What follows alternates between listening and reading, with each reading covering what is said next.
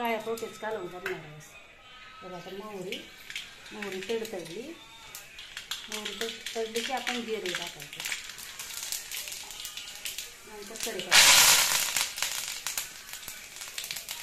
नंतर लसणाचा खरपूस भाजून झाला की आपण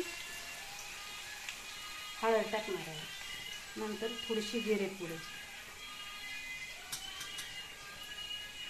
आणि हे धना पावडर. आपण धनपूड टाकली.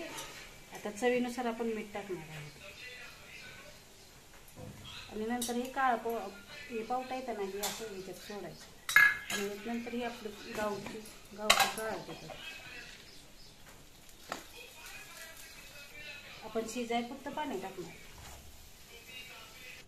अशी काळ्या पावट्याची भाजी तयार झाली बघा.